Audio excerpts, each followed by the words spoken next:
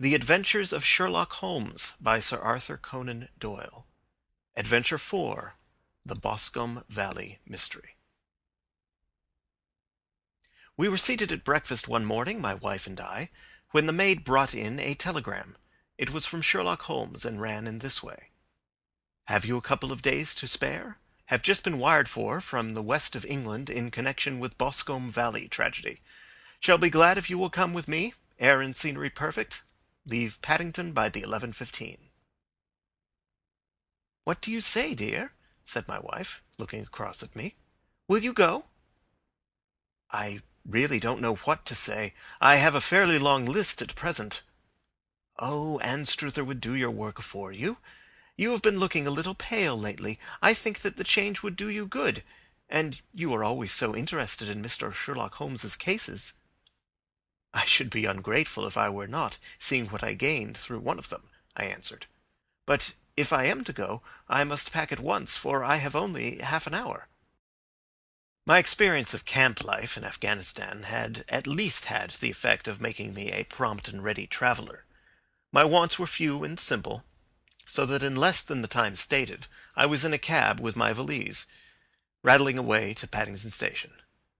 Sherlock Holmes was pacing up and down the platform, his tall, gaunt figure made even gaunter and taller by his long grey travelling cloak and close-fitting cloth cap. "It is really very good of you to come, Watson," said he. "It makes a considerable difference to me, having someone with me on whom I can thoroughly rely. Local aid is always either worthless or else biased. If you will keep the two corner seats, I shall get the tickets." We had the carriage to ourselves, save for an immense litter of papers which Holmes had brought with him. Among these he rummaged and read, with intervals of note-taking and of meditation, until we were past Reading. Then he suddenly rolled them all into a gigantic ball and tossed them up onto the rack. "Have you heard anything of the case?" he asked. "Not a word. I have not seen a paper for some days." "The London press has not had very full accounts. I have just been looking through all the recent papers in order to master the particulars. It seems from what I gather to be one of those simple cases which are so extremely difficult." "That sounds a little paradoxical." "But it is profoundly true. Singularity is almost invariably a clue. The more featureless and commonplace a crime is, the more difficult it is to bring it home. In this case, however, they have established a very serious case against the son of the murdered man." "It is a murder, then?" "Well, it is conjectured to be so. I shall take nothing for granted until I have the opportunity of looking personally into it. I will explain the state of things to you as far as I have been able to understand it in a very few words. Boscombe Valley is a country district not very far from Ross in Herefordshire. The largest landed proprietor in that part is a Mr. John Turner, who made his money in Australia and returned some years ago to the old country. One of the farms which he held, that of Hatherley, was lent to Mr. Charles McCarthy, who was also an ex-Australian. The men had known each other in the colonies, so that it was not unnatural that, when they came to settle down, that they should do so as near each other as possible. Turner was apparently the richer man, so McCarthy became his tenant, but still remained, it seems, upon terms of perfect equality, as they were frequently together. McCarthy had one son, a lad of 18, and Turner had an only daughter of the same age, but neither of them had wives living. They appear to have avoided the society of the neighbouring English families, and to have led retired lives, though both the McCarthys were fond of sport, and were frequently seen at the race meetings of the neighbourhood.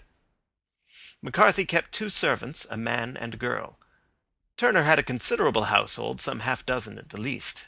That is as much as I have been able to gather about the families. Now for the facts. On June 3rd, that is Monday last, McCarthy left his house at Hatherley about 3 in the afternoon and walked down to the Boscombe Pool, which is a small lake formed by the spreading out of the stream which runs down the Boscombe Valley. He had been out with his serving-man in the morning at Ross, and he had told the man that he must hurry, as he had an appointment of importance to keep at 3. From that appointment he never came back alive. From Hatherley farmhouse to the Boscombe Pool is a quarter of a mile, and two people saw him as he passed over this ground. One was an old woman, whose name is not mentioned, and the other was William Crowder, a gamekeeper in the employ of Mr. Turner. Both these witnesses deposed that Mr. McCarthy was walking alone. The gamekeeper adds that within a few minutes of his seeing Mr. McCarthy pass, he had seen his son, Mr. James McCarthy, going the same way with a gun under his arm. To the best of his belief, the father was actually in sight at the time, and the son was following him. He thought no more of the matter until he heard in the evening of the tragedy that had occurred. The two McCarthys were seen after the time when William Crowder, the gamekeeper, lost sight of them. The Boscombe Pool is thickly wooded round, with just a fringe of grass and of reeds round the edge. A girl of 14, Patience Moran, who is the daughter of the lodgekeeper of the Boscombe Valley estate, was in one of the woods picking flowers. She states that while she was there she saw, at the border of the wood and close by the lake, Mr. McCarthy and his son, and that they appeared to be having a violent quarrel. She heard Mr. McCarthy the elder using very strong language to his son, and she saw the latter raise up his hand as if to strike his father. She was so frightened by their violence that she ran away and told her mother when she reached home that she had left the two McCarthys quarrelling near Boscombe Pool, and that she was afraid that they were going to fight. She had hardly said the words when young Mr. McCarthy came running up to the lodge to say that he had found his father dead in the wood, and to ask for the help of the lodgekeeper. He was much excited, without either his gun or his hat, and his right hand and sleeve were observed to be stained with fresh blood. On following him, they found the dead body stretched out upon the grass beside the pool. The head had been beaten in by repeated blows of some heavy and blunt weapon. The injuries were such as might very well have been inflicted by the butt end of his son's gun, which was found lying on the grass within a few paces of the body. Under these circumstances the young man was instantly arrested, and a verdict of wilful murder having been returned at the inquest on Tuesday, he was on Wednesday brought before the magistrates at Ross, who have referred the case to the next assizes. Those are the main facts of the case, as they came out before the coroner and the police court. "I could hardly imagine a more damning case," I remarked. "If ever circumstantial evidence pointed to a criminal, it does so here." "Circumstantial evidence is a very tricky thing," answered Holmes thoughtfully. "It may seem to point very straight to one thing, but if you shift your own point of view a little, you may find it pointing in an equally uncompromising manner to something entirely different. It must be confessed, however, that the case looks exceedingly grave against the young man, and it is very possible that he is indeed the culprit. There are several people in the neighbourhood, however, and among them Miss Turner, the daughter of the neighbouring landowner, who believe in his innocence, and who have retained Lestrade, whom you may recollect in connection with the study in scarlet, to work out the case in his interest. Lestrade, being rather puzzled, has referred the case to me, and hence it is that two middle-aged gentlemen are flying westward at 50 miles an hour, instead of quietly digesting their breakfasts at home." "I am afraid," said I, "that the facts are so obvious that you will find little credit to be gained out of this case." "There is nothing more deceptive than an obvious fact," he answered, laughing. "Besides, we may chance to hit upon some other obvious facts, which may have been by no means obvious to Mr. Lestrade. You know me too well to think that I am boasting when I say that I shall either confirm or destroy his theory by means which he is quite incapable of employing or even of understanding. To take the first example to hand, I very clearly perceive that in your bedroom the window is upon the right-hand side, and yet I question whether Mr. Lestrade would have noticed even so self-evident a thing as that." "How on earth—" "My dear fellow, I know you well. I know the military neatness which characterizes you. You shave every morning, and in this season you shave by the sunlight. But since your shaving is less and less complete as we get farther back on the left side, until it becomes positively slovenly as we get round the angle of the jaw, it is surely very clear that that side is less illuminated than the other. I could not imagine a man of your habits looking at himself in an equal light and being satisfied with such a result. I only quote this as a trivial example of observation and inference. Therein lies my métier, and it is just possible that it may be of some service in the investigation which lies before us. There are one or two minor points which are brought out in the inquest and which are worth considering." "What are they?" "It appears that his arrest did not take place at once, but after the return to Hatherley Farm. On the Inspector of Constabulary informing him that he was a prisoner, he remarked that he was not surprised to hear it, and that it was no more than his deserts. This observation of his had the natural effect of removing any traces of doubt which might have remained in the minds of the coroner's jury. "It was a confession!" I ejaculated. "No, for it was followed by a protestation of innocence. Coming on top of such a damning series of events, it was at the least a most suspicious remark." "On the contrary," said Holmes, "it is the brightest rift which I can at present see in the clouds. However innocent he might be, he could not be such an absolute imbecile as not to see that the circumstances were very black against him. Had he appeared surprised at his own arrest, or feigned indignation at it, I should have looked upon it as highly suspicious, because such surprise or anger would not be natural under the circumstances, and yet might appear to be the best policy to a scheming man. His frank acceptance of the situation marks him as either an innocent man, or else as a man of considerable self-restraint and firmness.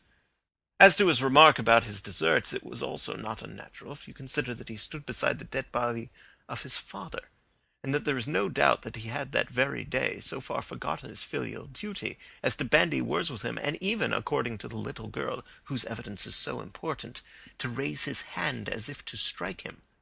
The self-reproach and contrition which are displayed in his remark appear to me to be the signs of a healthy mind rather than of a guilty one." I shook my head. "Many men have been hanged on far slighter evidence," I remarked. "So they have, and many men have been wrongfully hanged." "What is the young man's own account of the matter?" "It is, I am afraid, not very encouraging to his supporters, though there are one or two points in it which are suggestive.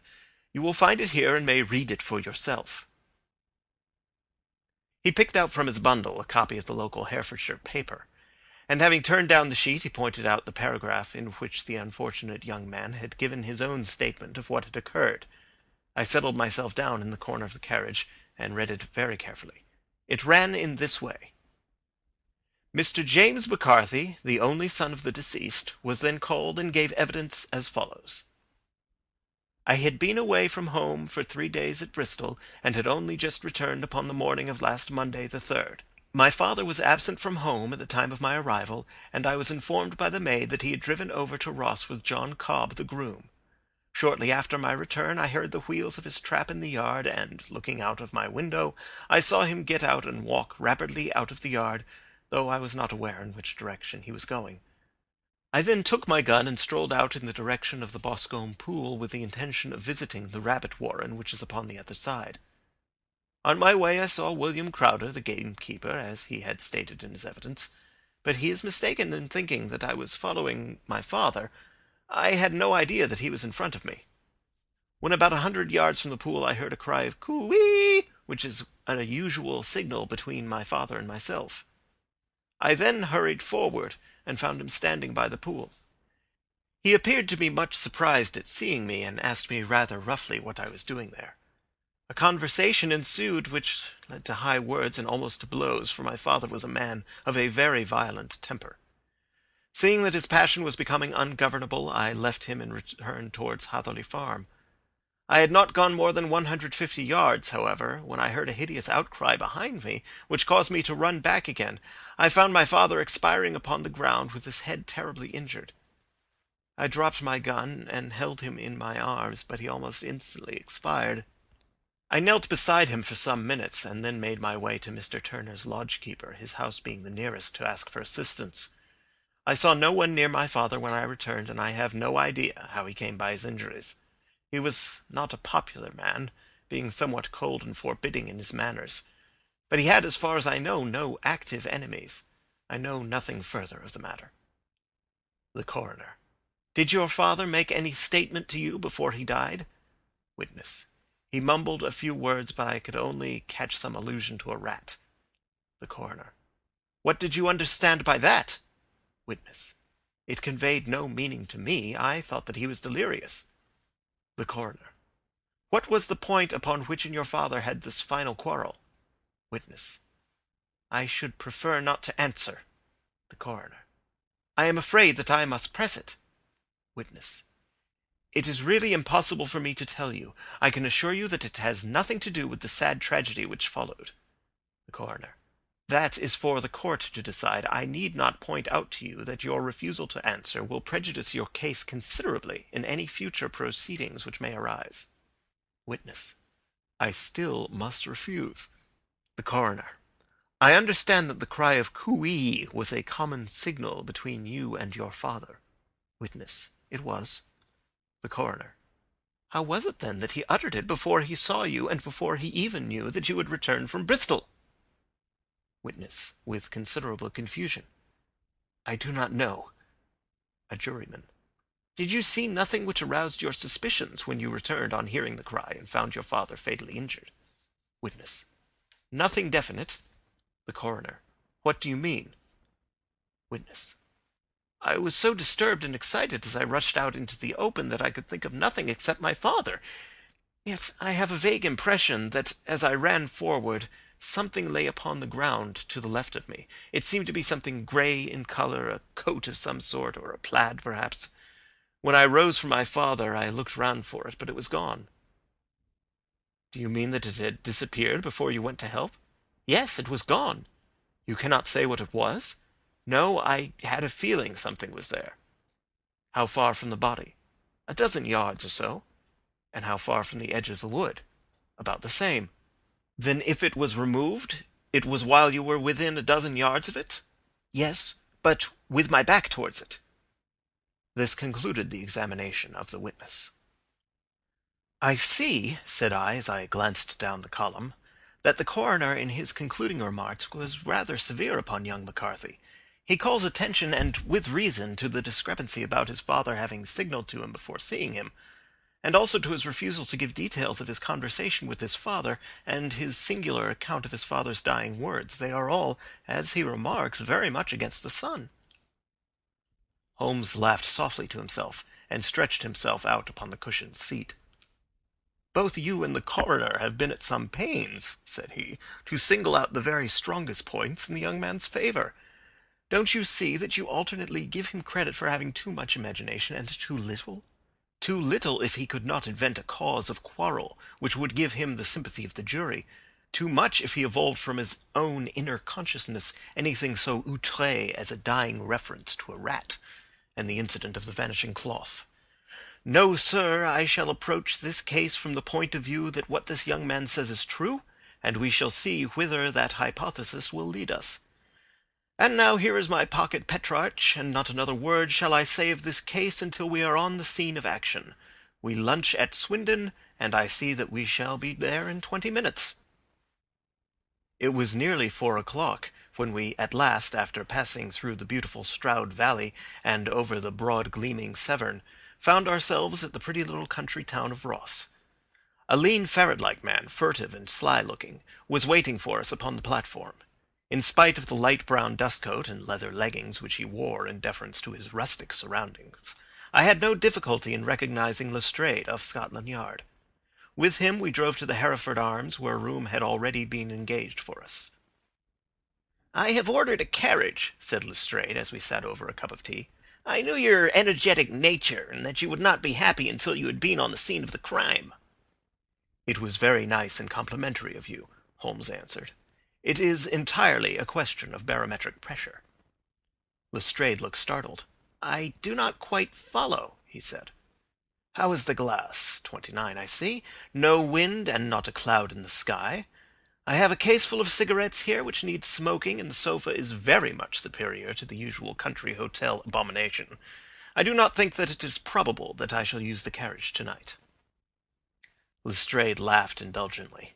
"You have no doubt already formed your conclusions from the newspapers," he said. "The case is as plain as a pikestaff, and the more one goes into it, the plainer it becomes.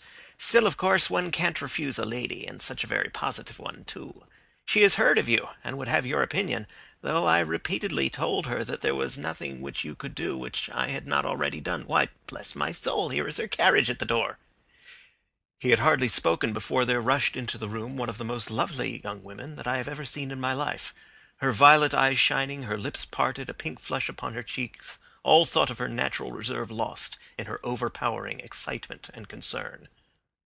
"Oh, Mr. Sherlock Holmes!" she cried, glancing from one to the other of us, and finally with a woman's quick intuition fastening upon my companion. "I am so glad that you have come. I have driven down to tell you so. I know that James didn't do it. I know it, and I want you to start upon your work knowing it too. Never let yourself doubt upon that point. We have known each other since we were little children, and I know his faults, as no one else does. But he is too tender-hearted to hurt a fly. Such a charge is absurd to anyone who really knows him." "I hope we may clear him, Miss Turner," said Sherlock Holmes. "You may rely upon my doing all that I can." "But you have read the evidence. You have formed some conclusion. Do you not see some loophole, some flaw? Do you not yourself think that he is innocent?" "I think that it is very probable." "There now," she cried, throwing back her head and looking defiantly at Lestrade. "You hear? He gives me hopes." Lestrade shrugged his shoulders. "I am afraid that my colleague has been a little quick in forming his conclusions," he said. "But he is right. Oh, I know that he is right. James never did it. And about his quarrel with his father, I am sure that the reason why he would not speak about it to the coroner is because I was concerned in it." "In what way?" asked Holmes. "It is no time for me to hide anything. James and his father had many disagreements about me. Mr. McCarthy was very anxious that there should be a marriage between us. James and I have always loved each other as brother and sister, but of course he is young and has seen very little of life yet, well, naturally he did not wish to do anything like that yet, so there were quarrels, and this, I am sure, was one of them." "And your father?" asked Holmes. "Was he in favor of such a union?" "No, he was averse to it also. No one but Mr. McCarthy was in favor of it." A quick blush passed over her fresh young face as Holmes shot one of his keen, questioning glances at her. "Thank you for this information," said he. "May I see your father if I call tomorrow?" "I am afraid the doctor won't allow it." "The doctor?" "Yes. Have you not heard? Poor father has never been strong for years back, but this has broken him down completely. He is taken to his bed, and Dr. Willows says that he is a wreck, and that his nervous system is shattered. Mr. McCarthy was the only man alive who had known Dad in the old days in Victoria." "Ha! In Victoria. That is important." "Yes, at the mines." "Quite so, at the gold mines, where, as I understand, Mr. Turner made his money." "Yes, certainly." "Thank you, Miss Turner. You have been of material assistance to me." "You will tell me if you have any news tomorrow. No doubt you will go to the prison to see James. Oh, if you do, Mr. Holmes, do tell him that I know him to be innocent." "I will, Miss Turner." "I must go home now, for Dad is very ill, and he misses me so if I leave him. Good-bye, and God help you in your undertaking." She hurried from the room as impulsively as she had entered, and we heard the wheels of her carriage rattle off down the street. "I am ashamed of you, Holmes," said Lestrade with dignity after a few minutes' silence. "Why should you raise up hopes which you are bound to disappoint? I am not over-tender of heart, but I call it cruel." "I think that I see my way to clearing James McCarthy," said Holmes. "Have you an order to see him in prison?" "Yes, but only for you and me." "Then I shall reconsider my resolution about going out. We have still time to take a train to Hereford and see him tonight?" "Ample." "Then let us do so. Watson, I fear that you will find it very slow, but I shall only be away a couple of hours." I walked down to the station with them, and then wandered through the streets of the little town, finally returning to the hotel, where I lay upon the sofa and tried to interest myself in a yellow-backed novel. The puny plot of the story was so thin, however, when compared to the deep mystery through which we were groping, and I found my attention wander so continually from the action to the fact, that I at last flung it across the room and gave myself up entirely to a consideration of the events of the day. Supposing that this unhappy young man's story were absolutely true, then what hellish thing, what absolutely unforeseen and extraordinary calamity could have occurred between the time when he parted from his father and the moment when, drawn back by his screams, he rushed into the glade? It was something terrible and deadly. What could it be? Might not the nature of the injuries reveal something to my medical instincts? I rang the bell and called for the weekly country paper, which contained a verbatim account of the inquest. In the surgeon's deposition it was stated that the posterior third of the left parietal bone and the left half of the occipital bone had been shattered by a heavy blow from a blunt weapon. I marked the spot upon my own head. Clearly such a blow must have been struck from behind. That was to some extent in favour of the accused, as when seen quarrelling he was face to face with his father. Still, it did not go for very much, for the older man might have turned his back before the blow fell. Still, it might be worth while to call Holmes's attention to it. Then there was the peculiar dying reference to a rat. What could that mean? It could not be delirium. A man dying from a sudden blow does not commonly become delirious. No, it was more likely to be an attempt to explain how he met his fate. But what could it indicate? I cuddled my brains to find some possible explanation. And then the incident of the grey cloth seen by young McCarthy. If that were true, the murderer must have dropped some part of his dress, presumably his overcoat, in his flight, and must have had the hardihood to return and to carry it away at the instant when the son was kneeling with his back turned not a dozen paces off. What a tissue of mysteries and improbabilities the whole thing was! I did not wonder at Lestrade's opinion, and yet I had so much faith in Sherlock Holmes's insight that I could not lose hope as long as every fresh fact seemed to strengthen his conviction of young McCarthy's innocence. It was late before Sherlock Holmes returned. He came back alone, for Lestrade was staying in lodgings in the town. "The glass still keeps very high," he remarked as he sat down. "It is of importance that it should not rain before we are able to go over the ground. On the other hand, a man should be at his very best and keenest for such a nice work as that, and I did not wish to do it when fagged by a long journey. I have seen young McCarthy." "And what did you learn from him?" "Nothing." "Could he throw no light?" "None at all. I was inclined to think at one time that he knew who had done it and was screening him or her. But I am convinced now that he is as puzzled as everyone else. He is not a very quick-witted youth, though comely to look at, and I should think sound at heart."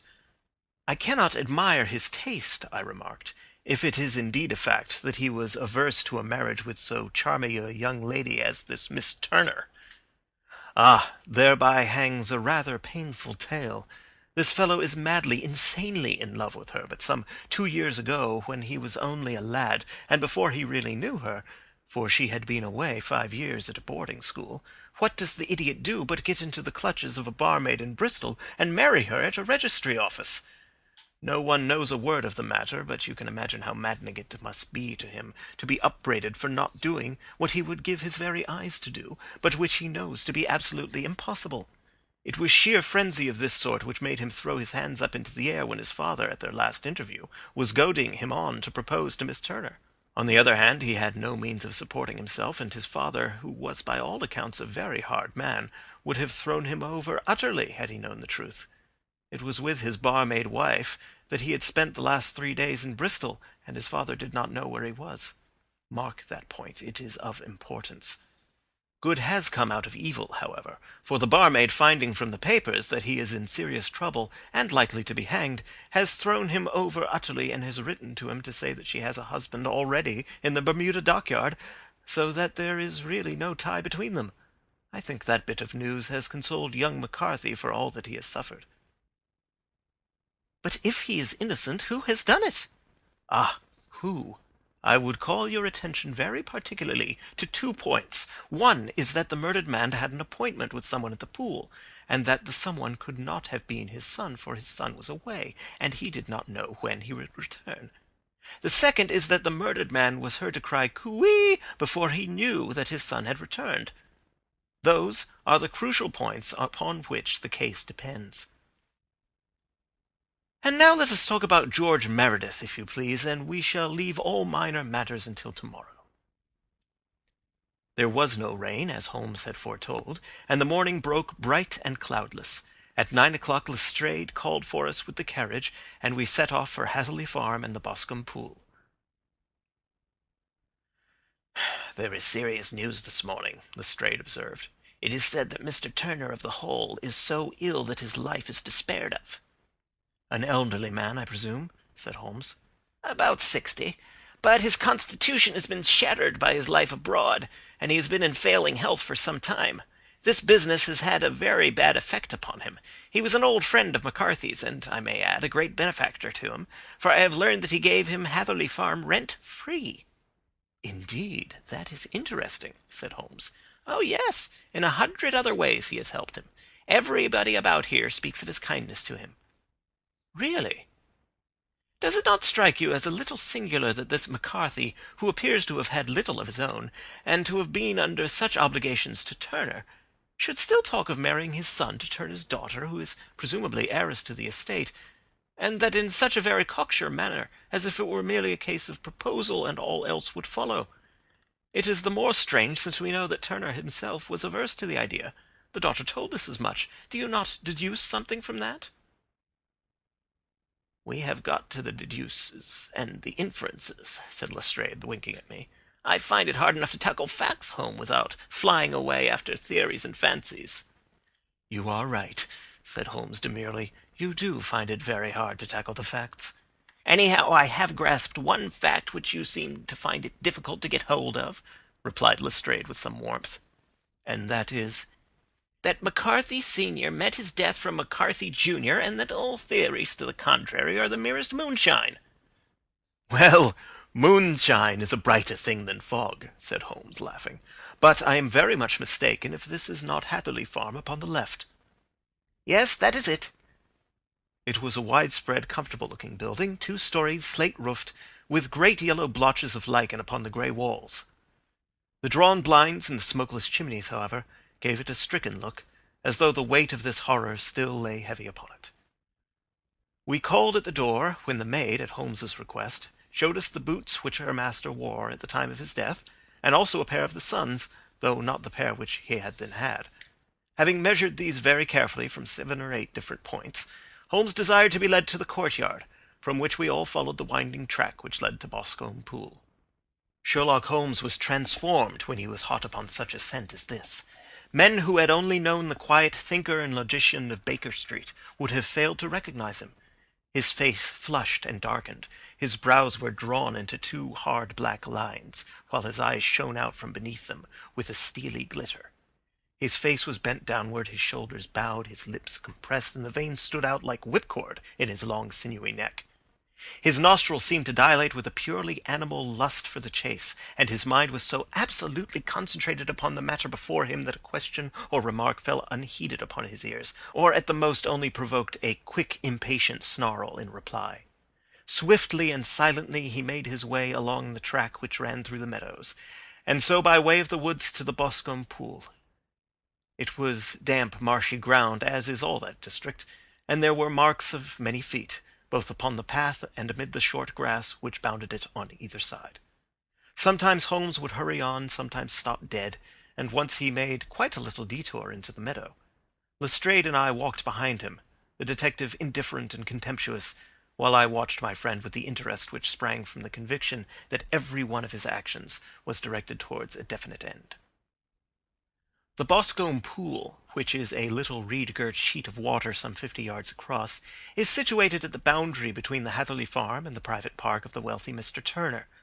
Above the woods which lined it upon the farther side we could see the red, jutting pinnacles which marked the site of the rich landowner's dwelling. On the Hatherley side of the pool the woods grew very thick, and there was a narrow belt of sodden grass 20 paces across between the edge of the trees and the reeds which lined the lake.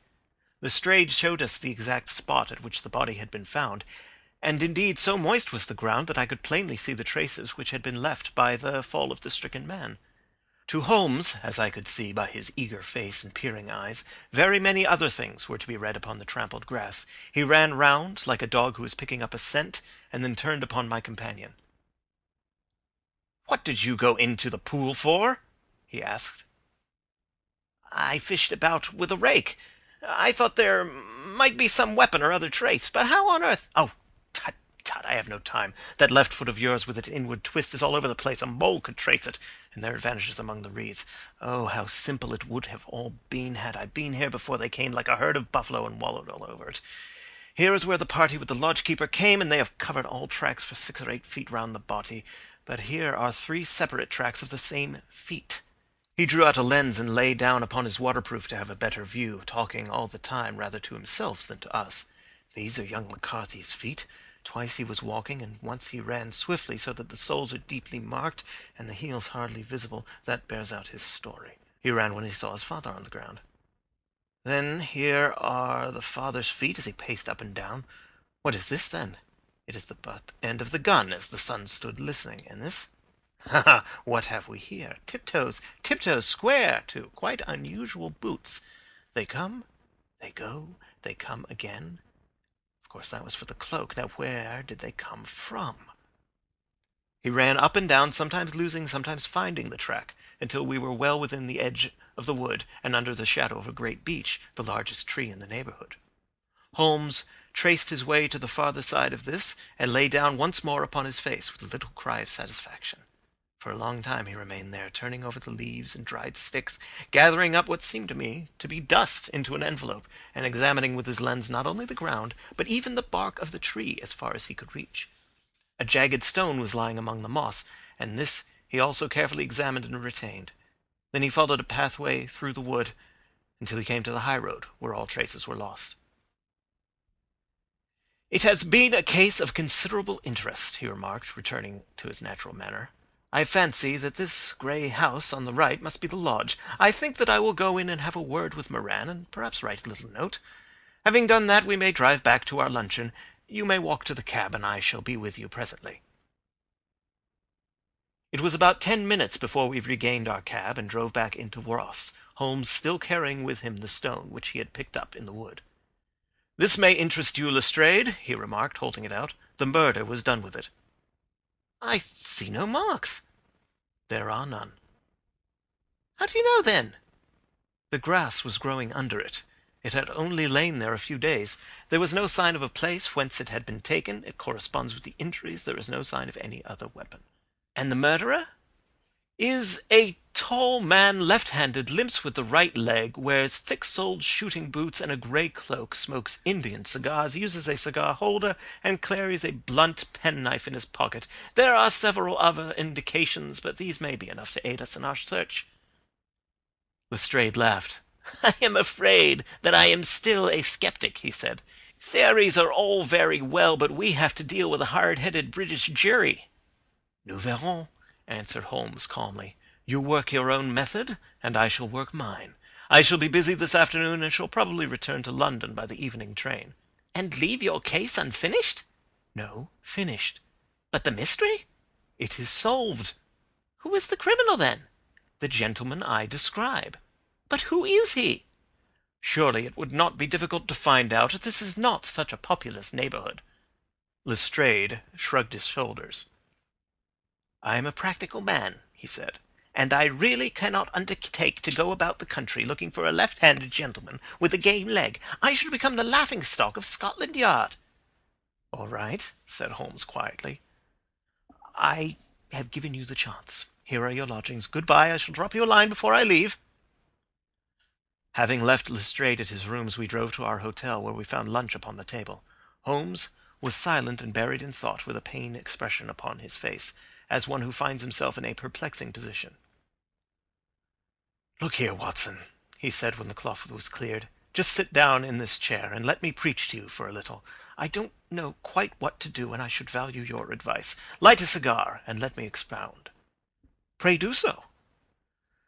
"Well, now, in considering this case, there are 2 points about young McCarthy's narrative which struck us both instantly, although they impressed me in his favour and you against him.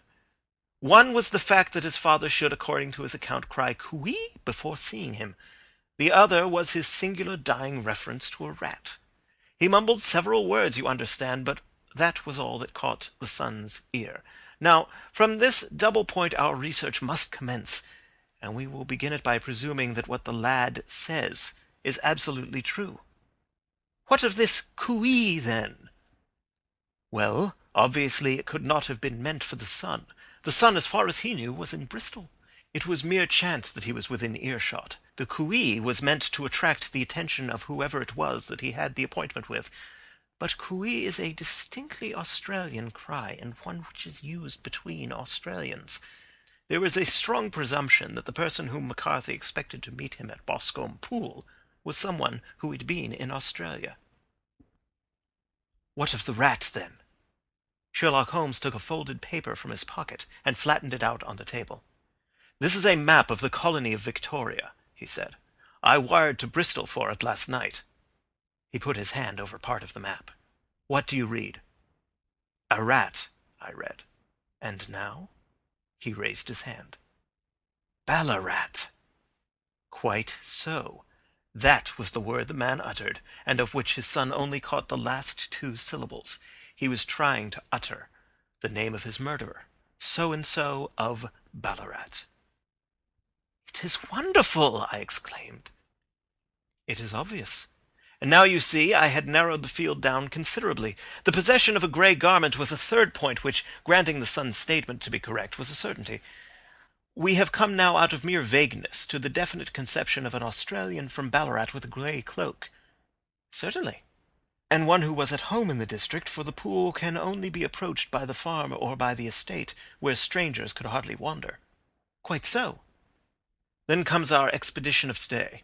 By an examination of the ground I gained the trifling details which I gave to that imbecile Lestrade as to the personality of the criminal." "But how did you gain them?" "You know my method. It is founded upon the observation of trifles. His height I might know that you might roughly judge from the length of his stride. His boots, too, might be told from their traces. Yes, they were peculiar boots." "But his lameness?" "The impression of his right foot was always less distinct than his left. He put less weight upon it. Why? Because he limped. He was lame." "But his left-handedness?" "You were yourself struck by the nature of the injury as recorded by the surgeon at the inquest. The blow was struck from immediately behind, and yet was upon the left side. Now, how can that be, unless it were by a left-handed man? He had stood behind that tree during the interview between the father and son. He had even smoked there. I found the ash of a cigar, which my special knowledge of tobacco ashes enables me to pronounce as an Indian cigar. I have, as you know, devoted some attention to this, and written a little monograph on the ashes of 140 different varieties of pipe, cigar, and cigarette tobacco. Having found the ash, I then looked round and discovered the stump among the moss where he had tossed it. It was an Indian cigar, of the variety which are rolled in Rotterdam." "And the cigar holder?" "I could see that the end had not been in his mouth, therefore he used a holder. The tip had been cut off, not bitten off, but the cut was not a clean one, so I deduced a blunt penknife." "Holmes," I said, "you have drawn a net round this man from which he cannot escape, and you have saved an innocent human life as truly as if you had cut the cord which was hanging him. I see the direction in which all this points. The culprit is—" "Mr. John Turner," cried the hotel waiter, opening the door of our sitting-room and uttering in a visitor. The man who entered was a strange and impressive figure. His slow, limping step and bowed shoulders gave the appearance of decrepitude, and yet his hard, deep-lined, craggy features and his enormous limbs showed that he was possessed of unusual strength of body and of character. His tangled beard, grizzled hair, and outstanding drooping eyebrows combined to give an air of dignity and power to his appearance, but his face was of an ashen white, while his lips and the corners of his nostrils were tinged with a shade of blue. It was clear to me at a glance that he was in the grip of some deadly and chronic disease.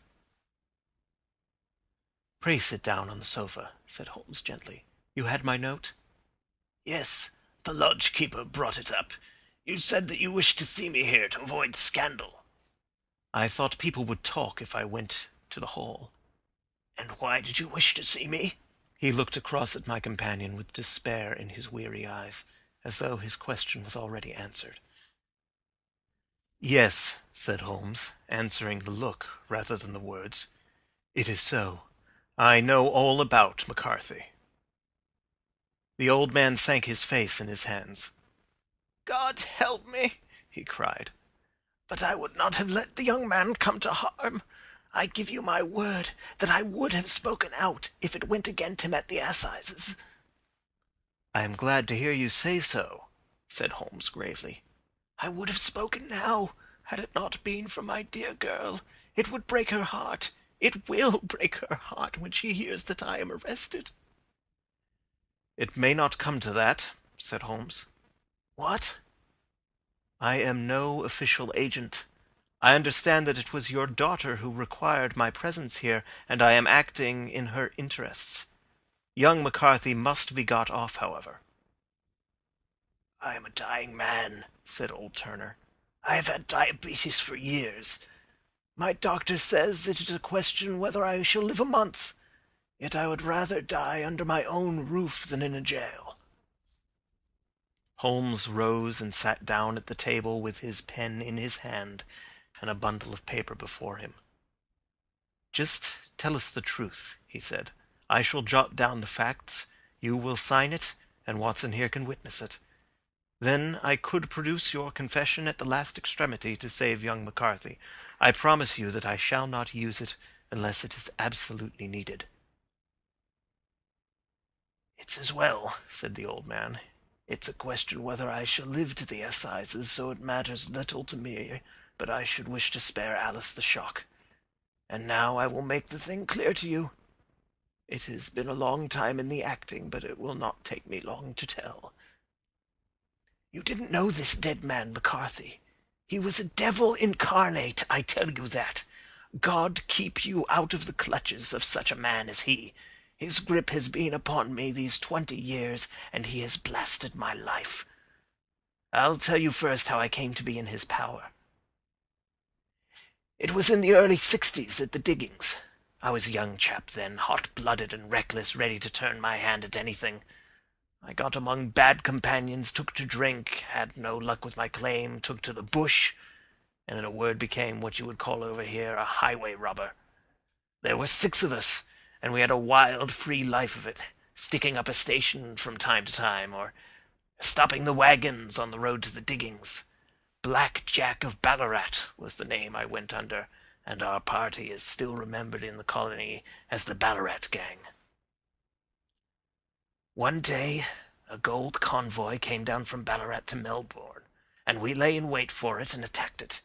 There were 6 troopers and 6 of us, so it was a close thing, but we emptied 4 of their saddles at the first volley. 3 of our boys were killed, however, before we got the swag. I put my pistol to the head of the wagon driver, who was this very man McCarthy. I wished to the Lord that I had shot him then, but I spared him, though I saw his wicked little eyes fixed on my face, as though to remember every feature. We got away with the gold, became wealthy men, and made our way over to England without being suspected. There I parted from my old pals and determined to settle down to a quiet and respectable life. I bought this estate, which chanced to be in the market, and I set myself to do a little good with my money to make up for the way in which I had earned it. I married too, and though my wife died young, she left me my dear little Alice. Even when she was just a baby, her wee hand seemed to lead me down the right path as nothing else had ever done. In a word, I turned over a new leaf, and did my best to make up for the past. All was going well when McCarthy laid his grip upon me. I had gone up to town about an investment, and I met him in Regent Street with hardly a coat to his back or a boot to his foot. "Here we are, Jack," says he, touching me on the arm. "We'll be as good as a family to you. There's 2 of us, me and my son, and you can have the keeping of us. If you don't, it's a fine, law-abiding country is England, and there's always a policeman within hail." Well, down they came to the West Country. There was no shaking them off, and there they have lived rent-free on my best land ever since. There was no rest for me, no peace, no forgetfulness. Turn where I would, there was his cunning, grinning face at my elbow. It grew worse as Alice grew up, for he soon saw I was more afraid of her knowing my past than of the police. Whatever he wanted he must have, and whatever it was I gave him, without question. Land, money, houses, until at last he asked a thing which I could not give. He asked for Alice. His son, you see, had grown up, and so had my girl. And as I was known to be in weak health, it seemed a fine stroke to him that his lad should step into the whole property. But there I was firm.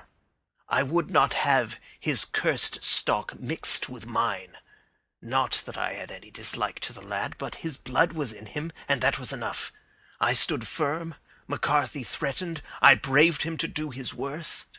We were to meet at the pool midway between our houses to talk it over. When I went down there, I found him talking with his son, so I smoked a cigar and waited behind a tree until he should be alone. But as I listened to his talk, all that was black and bitter in me seemed to come uppermost.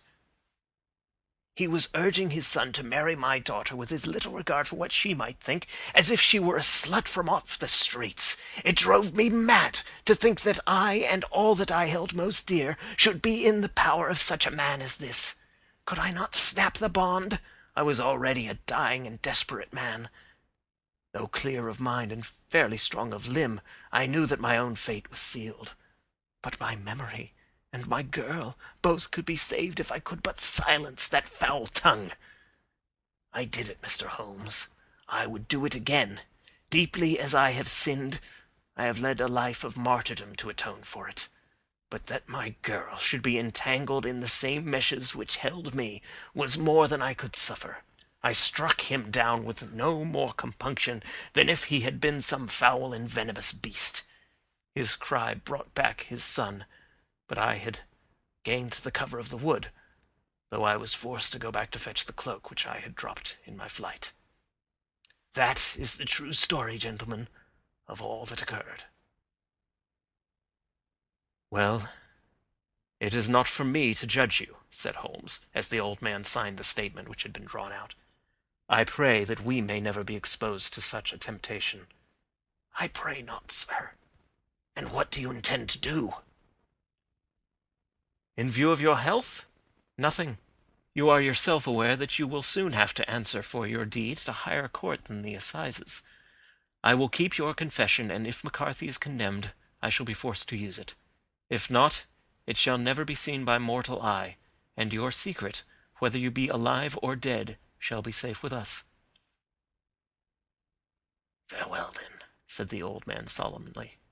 Your own deathbeds, when they come, will be the easier for the thought of the peace which you have given to mine. Tottering and shaking in all his giant frame, he stumbled slowly from the room. God help us, said Holmes after a long silence. Why does fate play such tricks with poor, helpless worms? I never hear of such a case as this that I do not think of Baxter's words and say, there, but for the grace of God, goes Sherlock Holmes. James McCarthy was acquitted at the assizes on the strength of a number of objections which had been drawn out by Holmes and submitted to the defending counsel. Old Turner lived for 7 months after our interview, but he is now dead, and there is every prospect that the son and daughter may come to live happily together in ignorance of the black cloud which rests upon their past. End of Adventure 4, The Boscombe Valley Mystery.